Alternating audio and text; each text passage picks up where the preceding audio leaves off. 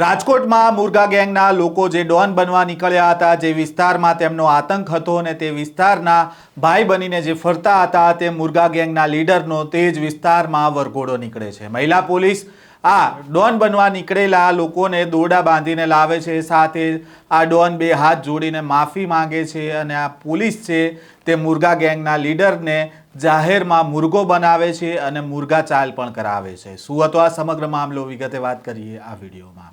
વૈષ્ણવજન તો તેને કહીએ જે પીડ પરાઈ જાનાને રે।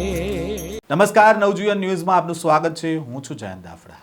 રાજકોટમાં 29 ઓક્ટોબરના રોજ વહેલી સવારે ધડાધડ ફાયરિંગની ઘટના સામે આવે છે। મંગલા રોડ વિસ્તારમાં ફાયરિંગની ઘટના થતાં દોડધામ થાય છે। વહેલી સવારે થયેલું આ ફાયરિંગ મુર્ગા ગેંગ અને પેંડા ગેંગ વચ્ચે થયું હોવાની વાત સામે આવે છે અને આ મામલે પોલીસને જાણકારી મળે છે અને રાજકોટમાં સામસામે થયેલા આ ગેંગ વોરની તપાસ શરૂ થાય છે। ફાયરિંગ કેસમાં અત્યાર સુધી રાજકોટ પોલીસે પેંડા ગેંગના 13 આરોપી ઝડપી પાડ્યા છે, સાથે જ મુર્ગા ગેંગના 7 આરોપીઓને પણ ઝડપી પાડ્યા છે। આમ રાજકોટ પોલીસે આ જે ગેંગ વોરમાં જે ફાયરિંગ થયું હતું તે મામલે 20 આરોપીની ધરપકડ કરે છે, પણ આ બનાવ બાદ મુર્ગા ગેંગનો સમીર ઉર્ફે મુર્ગો તેના સાગરીતો સાથે ફરાર થઈ ગયો હતો, જેને પકડવા માટે પોલીસ રાજસ્થાન, યુપી, એમપી સહિતના રાજ્યમાં તપાસ કરે છે અને આ દરમિયાન રાજકોટ પોલીસને જાણકારી મળે છે કે આ આરોપી જેને શોધી રહ્યા છે તે રાજકોટ તરફ આવી રહ્યા છે અને જાણકારીના આધારે રાજકોટ અમદાવાદ હાઈવે પર માલ્યાસણ ગામ નજીક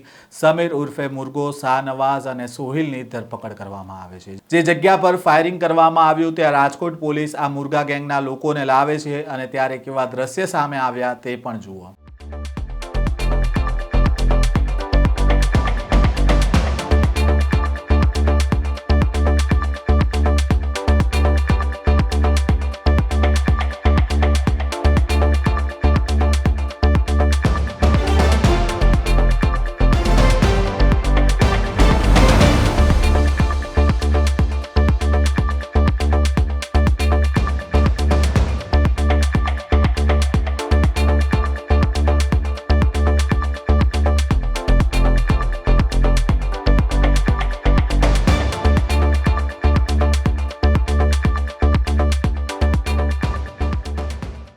રાજકોટમાં મંગળા રોડ પર 29 ઓક્ટોબરના રોજ પેંડા ગેંગ અને મુર્ગા ગેંગ વચ્ચે થયેલા સામસામે આ ફાયરિંગ કેસમાં પોલીસે 13 દિવસ બાદ ગઈકાલે સમીર ઉર્ફે મુર્ગા સહિત 3 આરોપીની ધરપકડ કરી, જે બાદ આજે આરોપીઓને ઘટના સ્થળ પર લઈ જઈ અને રિકન્સ્ટ્રક્શન કરવામાં આવ્યું। આ દરમિયાન બંને આરોપીઓ છે તે હાથ જોડીને માફી માંગતા જોવા મળ્યા હતા। ઉલ્લેખનીય છે કે મુર્ગા ગેંગના મુખ્ય આરોપી સમીર ઉર્ફે મુર્ગો અને તેના સાગરીતોને પોલીસે મુર્ગાની ચાલ ચલાવી હતી અને હાલ આરોપીઓનું પંચોની હાજરીમાં રિકન્સ્ટ્રક્શન કરાવ્યા બાદ રિમાન્ડ મેળવવાની કાર્યવાહી હાથ ધરી છે અને પોલીસ છે તે રિમાન્ડ બાદ આરોપીઓની પૂછપરછ કરશે કે આરોપી અત્યાર સુધી ક્યાં ક્યાં છુપાયા હતા, કોણે સહારો આપ્યો હતો અને આ ફાયરિંગમાં વપરાયેલા હથિયાર કોની પાસે લાવ્યા હતા। આ તમામ દિશાઓમાં છે તે હવે રાજકોટ પોલીસ તપાસ કરશે। આમ મુર્ગા ગેંગના લીડર છે જે પોતાને ડોન માનતો હતો તેને તેના જ વિસ્તારમાં લાવીને રાજકોટ પોલીસ છે તે મુર્ગો બનાવે છે। આ પ્રકારના સમાચાર અહેવાલ સાથે ફરી મળીશું। નવજીવન ન્યૂઝ સાથે જોડાયેલા રહેજો।